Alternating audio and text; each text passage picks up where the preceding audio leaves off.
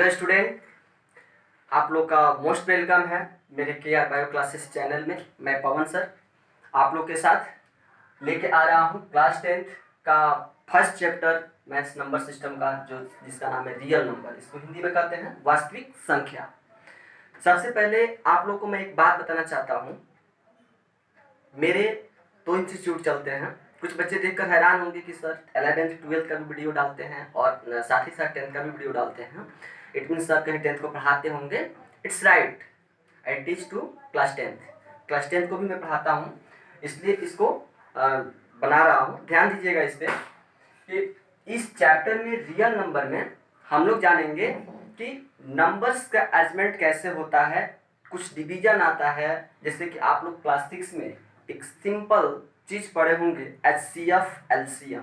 बहुत छोटा टर्म है, आप देखें इसको HCF और LCM को क्लास 10th में उस क्लास 6 से अगर कंपेयर कीजिएगा तो बिल्कुल इस क्लास में मुट्ठी में हो जाएगा आपके, जो क्लास 6 में आपको समझ में नहीं आ रहा था। बाबू यहाँ से क्वेश्चन आता है कितने मार्क्स का? 8 मार्क्स का। ध्यान दीजिएगा, कंसंट्रेट ऑन हियर। 8 मार्क्स का क्वेश्चन आता है इस चैप्टर से। अगर आप इस वीडियो को बिना रुके हुए ठीक से देख लेते हैं और इसको फॉलो करते हैं तो 8 नंबर होगा आपके हाथ में। ध्यान दीजिएगा, यहाँ पे आप चल रहे हैं आपके मूल बात पे। जैसे कि इसमें हम लोग रियल नंबर, आपके मन में एक सवाल आ रहा होगा, क्वेश्चन आ रहा होगा कि sir what are real numbers? Real numbers क्या है, किसको कहेंगे रियल नंबर्स? तो इसका डेफिनेशन बहुत सारी किताबों में आपको मिलता भी है, जान लीजिए, मैं बता दे रहा हूँ। तो चलो देखते हैं हम रियल नंबर जो होता है ये क्या होता है। वास्तविक संख्या। अरे बोलते समय आप लोग जो सुन रहे होंगे रियल नंबर्स सर बोलते हैं वास्तविक संख्याएं। हम इसको प्लूरल में बोलेंगे तो नंबर्स बोलेंगे, सिंगुलर बोलेंगे नंबर बोलेंगे। इट डज नॉट मैटर, इसमें कोई बड़ी बात नहीं है, आप इसको ध्यान दीजिएगा। Real number is the sum of positive, negative, rational and irrational number. यानी अगर आप इसको अब फिर से सुने तो धनात्मक, ऋणात्मक, परिमेय और अपरिमेय संख्याओं के योग को कहते हैं रियल नंबर। बिल्कुल आसान डेफिनेशन है। जैसे कि आपके पास है एक बैग, एक छोटा सा बैग, जिसमें ये वाला एक व्यक्ति है, आपके पास ये वाला एक व्यक्ति है, आपके पास ये एक व्यक्ति है, ये है -2 है, -6 है। अब आप कहिएगा कि सर इस झोले में तो हमको 4 टाइप के लोग दिख रहे हैं, प्लस वाले भी, माइनस वाले भी, रेशनल वाले भी है, इरेशनल वाले भी है। बाबू इसका वैल्यू हो जाएगा 2, इसलिए ये रेशनल हो जाएगा। अब क्या कहेंगे कि इसी को बोलेंगे हम लोग रियल नंबर। आप जब NCERT को फॉलो करेंगे तो आपको पता चलेगा ये जितना भी कंसेप्ट है फ्रॉम योर NCERT, आपके NCERT के कॉन्सेप्ट है। और एक चीज याद रखें, NCERT is the most popular book in the world. I obey this, मैं इसको ओबे करता हूँ and I hope you will be obey. आपको इसको ओबे करेंगे। तो चलो स्टूडेंट देखते हैं हम। जैसे कि मैंने अभी बताया कि NCERT बुक को फॉलो करोगे आप, जैसे कि मैं फॉलो करता हूँ। NCERT को फॉलो करके ही बड़े बड़े लोग कंपटीशन में पास करते हैं, और आप भी फॉलो करेंगे तो आई hope you will be passed, तुम भी पास कर जाओगे। तो देखते हैं यहाँ पे अब हम जो रियल नंबर में 4 टाइप के नंबर देख रहे हैं, पॉजिटिव, नेगेटिव, रेशनल, इरेशनल, ये क्या होता है। लेकिन इससे पहले हम लोग बात करते हैं रियल नंबर में डेसिमल का। बाबू ये जो हम टर्म बता रहे हैं डेसिमल, बहुत बहुत कॉमन और छोटा चीज है डेसिमल। आप लोग बहुत छोटे क्लास में पढ़े होंगे। जैसे आप अगर 4 को 2 से डिवाइड करते हो तो 2 मिल जाता है। आप अगर 6 को 3 से डिवाइड करते हो तो 2 मिल जाता है। अगर आप 10 को 5 से डिवाइड करते हो तो 2 मिल जाता है। लेकिन अगर आपको कोई व्यक्ति कहता है कि बेटा तुम 1 को 2 से डिवाइड करो तो तुम फंस जाते हो। इसके लिए हमारे नंबर सिस्टम में एक सिस्टम दिया गया है जिसको हम लोग डेसिमल कहते हैं, क्योंकि इसको जब डिवाइड करेंगे तो इसका आंसर डेसिमल में आएगा। कैसे आएगा जी? देखो कि 1 को जब हम डिवाइड करेंगे 2 से तो आपको 1 को 2 से डिवाइड करना इतना आसान तो है नहीं कि डायरेक्ट आप 2 लिख सकते हैं कि 2 5 जा 1 नहीं होता है, 2 5 जा 10 होता है। तो इसके लिए क्या करते हैं हम लोग, यहाँ पे देते हैं एक decimal. This point is known as decimal, इसको हम लोग डेसिमल कहते हैं। फिर से this point is called decimal, इसी पॉइंट को हम लोग डेसिमल कहते हैं। अब इस डेसिमल को जैसे यहाँ देते हैं तो इस 1 के बाद राइट साइड में लिख देते हैं एक 0। अब हो गया ये 10। अब 2 से अगर 10 को डिवाइड करते हैं तो कितना लिखेंगे, 2 5 जा 10। आप यहाँ लिख देते हैं अब 10, और ये जब माइनस करेंगे तो ये कैंसिल हो जाता है। दैट मीन्स आप समझ चुके हो कि इसका वैल्यू कितना आएगा, जो 0.5। कितना है, 0.5। अगर आपको 1 को 3 से डिवाइड करना हो तो क्या मिलेगा, अगर 1 को 3 से डिवाइड करते हो, देखते हैं यहाँ पे कि इससे क्या मिलेगा मुझे, 3 डेसिमल डालेंगे फिर वैसे ही जैसे कि आपने ऊपर देखा। अब यहाँ पे क्या लेंगे, राइट साइड में 0, 3 3 जा 9, 1 आएगा। फिर अब इसके बाद इस सिस्टम में एक चीज और बताई गई है, ध्यान रखेंगे, एकदम कंसंट्रेशन से सुनेंगे इसको, कि आपने अगर एक बार डेसिमल लगा दिया और उसके बाद रिमाइंडर के राइट साइड में एक ही 0 लेना हो तो किसी 0 या डेसिमल की जरूरत नहीं होती है। हाँ, अगर 2 डिजिट लेना हो तो उस समय आपको एक 0 लगाना होता है। अब यहाँ पे फिर से एक 0 लेते हैं तो ये होगा, फिर 3 3 जा 9, फिर 1 अगेन, फिर क्या होगा, 3 3 जा 9। आप यहाँ पे क्या देख रहे हैं कि कंटिन्यू ये जो इसका वैल्यू है 0.3333 आते रहेगा। यानी अब हमारे पास इस डेसिमल के 2 पार्ट मिलता है। देखिए डेसिमल के 2 पार्ट है कौन।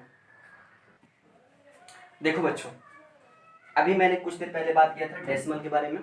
डेसिमल के 2 टाइप होते हैं, 2 पार्ट है, क्योंकि आपने जब डिवाइड किया यहाँ पे तो आपको 2 तरह का डिवीजन का रिजल्ट मिला। क्या मिला कि कुछ डिवीजन ऐसे मिले जिसका आंसर होल नंबर आ रहे थे, और कुछ डिवीजन ऐसा मिला जिसका आंसर ऐसे करके आ रहा था, पॉइंट के बाद एक ही वर्ड बार बार रिपीट हो रहा था। क्या कहेंगे इसको, तो ये डेसिमल 2 टाइप होते हैं, एक होता है टर्मिनेटिंग और दूसरा होता है नॉन टर्मिनेटिंग, जिसको आपको इस फर्स्ट चैप्टर में पढ़ना है। देखेंगे यहाँ पे टर्मिनेटिंग किसको कहते हैं, जैसे कि ऐसा डिवीजन जिसका आंसर होल नंबर में आता है। ठीक है, जिसका आंसर क्या आता है, होल नंबर में आता है। जैसे कि आप यहाँ पे 4/2, कितना आंसर है इसका, 2। ठीक है, या आप ऐसे ही देख लीजिए, जैसे आप लिखते हैं 20 अपॉन यहाँ पे 4 लिखते हैं, 5 आता है। या आप लिखते हैं 12 अपॉन 2, आंसर आता है 6। लेकिन आप जैसे ही देखिएगा उसको 1/3, इसका आंसर आपको डिवीजन में मैं दिखाया था 0.3333 करके आ रहा था। दैट मीन्स पॉइंट के बाद ये 3 डिजिट रिपीट कर रहा है। इसको आप ऐसे भी लिख सकते हैं। अब इसका नाम क्या होगा मैं बताऊंगा इसके अगले पार्ट में। इसको हम लोग फैक्टरिंग बोलते हैं। ठीक है, तो ध्यान देंगे यहाँ पे। अब यहाँ पे 10/3 इसको भी लिखेंगे 3.333, या इसको 3.3 ऐसे भी लिख सकते हैं। ठीक है, तो समझ में आया होगा आई थिंक। टर्मिनेटिंग और नॉन टर्मिनेटिंग डिजिट क्या है, आपसे ये क्वेश्चन पूछा जाएगा कि विदाउट एक्चुअल डिवीजन, बिना एक्चुअल डिवीजन के आपको बताना है कि टर्मिनेटिंग और नॉन टर्मिनेटिंग डेसिमल क्या है। लेकिन उसका सही अगर कंसेप्ट का है तो ये नहीं, इसके बाद जो बताऊंगा वो होगा। क्या होगा, उसका जवाब होगा कि अगर कोई भी नंबर फ्रैक्शन में होगा, जैसे कि अगर n/m अगर हम देते हैं किसी फ्रैक्शन को, n/m देते हैं किसी फ्रैक्शन को, तो इस n/m में जो m है, इस m को 2n × 5m के फॉर्म में होना चाहिए। अगर होगा तब तो ये टर्मिनेटिंग हो जाएगा, अगर नहीं होगा इस टर्म में तो वो टर्मिनेटिंग नहीं होगा। आपको मिलेगा एक्सरसाइज में ये ऐसा क्वेश्चन। अब हम थोड़ा सा देखते हैं एक क्वेश्चन से इस चैप्टर का शुरुआत करते हैं। आप बनाएंगे जस्ट मेरे क्वेश्चन बताने के बाद अपने पूरे चैप्टर को चुटकी में। देखो स्टूडेंट, अब हम देखते हैं इसमें जो पहला एक्सरसाइज मिलेगा उसमें किस तरह के क्वेश्चन मिलेंगे। तो इसमें क्वेश्चन मिलेंगे एक फॉर्मूला पे जो फार्मूला है यूक्लिड डिवीजन लेमा का, यूक्लिड डिवीजन लेमा का जो फार्मूला है वो इस तरह से है, E equal to B Q plus R. आप सोच रहे होंगे कि सर कोई नया फार्मूला दे दिए हैं। नहीं बाबू, ये फार्मूला आप क्लास 6 से पढ़ रहे हो। जैसे अब इसको एग्जांपल से वेरीफाई करते हैं, जस्ट कंसंट्रेट होना थोड़ा यहाँ पे। जैसे कि आप 6 को डिवाइड कर रहे हो यहाँ पे 4 से, ठीक है, 4 से डिवाइड कर रहे हो 6 को, आपने डिवाइड किया 4 1 जा 4, आपको यहाँ पे रिमाइंडर मिला 2, क्वेश्चन मिला 1, ठीक है। अब अगर आपको वेरीफाई करना है कि मैं डिवीजन इज करेक्ट और इनकरेक्ट, तो कैसे करते हैं, आपको पहले सिखाया गया था। आप इस, जैसे कि यहाँ पे 4 है, आपने 4 से जो डिवाइड किया है, जिसको हम लोग ये डिवाइडेंड कहते हैं, इसको आप मल्टीप्लाई करते हो क्वोशिएंट से और ऐड कर देते हो रिमाइंडर को। अगर आपको मिल जाता है ये डिवाइडर, तो आपको पता चलता है कि माय डिवीजन इज करेक्ट। अगर नहीं मिलता है तो गलत है। तो लाइए हम चेक करके दिखाते हैं आपको।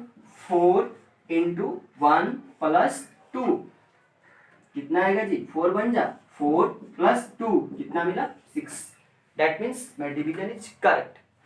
अब यहाँ पे जो 4 है इसको हम ले लिए हैं क्या, B, और जो 1 है इसको ले लिए हैं Q, और आपको यहाँ पे जो 2 है इसको ले लिए हैं हम R। अब आप देख लीजिए B इंटू क्यू, यहाँ इंटू का रिलेशन है, प्लस यहाँ पे R है, और बाद में आपको जो वैल्यू मिला है वही होता है सबसे बाद जो मिलता है हमको A। दैट मीन्स अब फार्मूला आपको तो यही से मिला हुआ है, ये कोई न्यू फार्मूला है नहीं। इस पे एक क्वेश्चन आपको बताते हैं, आपको बिना इस तरह के डिवीजन किए हुए। जैसे कि क्वेश्चन देता है find the HCF of 4 and 10 from Euclid division lemma. इस फॉर्मूले से बताना है। देखो मैं बताता हूँ, आप सॉल्यूशन करोगे, यहाँ पे लिखोगे गिवन। गिवन में तुमको दिया गया है 10 और कितना 4 और 10, तो जो ग्रेटर नंबर होगा उसको मानेंगे A और स्मॉलर नंबर को मानेंगे B। यहाँ पे लिखेंगे लेट A इक्वल टू 10 और B इक्वल टू 4। सो लिखेंगे from formula A equal to BQ plus R। जब ये फार्मूला अप्लाई करेंगे तो देखो आपको क्या मिलेगा, A का वैल्यू है 10, B का वैल्यू है 4, Q का वैल्यू कहाँ से लाएंगे। तो आप इसके लिए क्या करोगे, अपने मन में या रफ में इस 4 से 10 को डिवाइड करोगे। आई थिंक 2 टाइम में डिवाइड होगा, मुझे पता है, आप लोग भी जानते होंगे इसको। 4 टू 8 होता है, अगर आप 3 से मल्टीप्लाई कर देते हो तो 12 हो जाएगा, जो कि इम्पॉसिबल है, इससे ग्रेटर नहीं होना चाहिए। 4 टू 8, रिमाइंडर कितना बचेगा बच्चों, कितना बचेगा 2। अब यहाँ लिखेंगे हम लोग 2। अब देखो इसके नेक्स्ट स्टेप के लिए करते हैं, एकदम सिंपल स्टेप है। अब यहाँ पे जो B है, इस B को A का पोजीशन दे देते हैं अगले स्टेप में। यहाँ आ जाता है फिर 4, और यहाँ जो Q का पोजीशन है, सॉरी Q नहीं R का, जो R का पोजीशन है उसको अब दे देते हैं हम लोग B का पोजीशन। तो यहाँ पे लिखेंगे कितना, अब 2, ठीक है। अब यहाँ देखो कि 4 को डिवाइड करने के लिए 2 से कितने टाइम में टेबल्स पढ़ना पड़ेगा, 2 टाइम्स में। तो लिखेंगे 2 इंटू कितना 2, आप रिमाइंडर कितना बच जाएगा 0। और जैसे ही आपका स्टेप में रिमाइंडर 0 आ जाए, आपका B का वैल्यू हो जाता है HCF। दैट मीन्स इसी को आप लिख सकते हो HCF। सो यहाँ पे लिखेंगे required HCF of 4 and 10 is 2। I think आप इस पे अपने एक्सरसाइज के क्वेश्चन कर लेंगे। अगर फिर से कोई प्रॉब्लम होगा तो इसके नेक्स्ट पार्ट वाले जो क्लासेस होंगे उसमें आपको बता दिया जाएगा, और इसके बावजूद भी अगर ज़्यादा प्रॉब्लम हो आप कमेंट में मुझसे पूछ सकते हैं, उसमें आपको रिप्लाई कर दिया जाएगा। और एक चीज़ बच्चों नहीं भूलिएगा, चैनल को सब्सक्राइब जरूर कर देंगे और अपने फ्रेंड्स को शेयर कर देंगे ताकि उनको भी इसका बेनिफिट मिल पाए। और बेल आइकन को श्योर आप लोग दबाएंगे, क्योंकि आप सब कुछ कर देंगे, अगर बेल आइकन नहीं दबाए तो नोटिफिकेशन तो मिलेगा ही नहीं। नोटिफिकेशन लेना है तो बेल आइकन को दबाएंगे। थैंक्स, नेक्स्ट पार्ट में फिर मिलते हैं आपसे।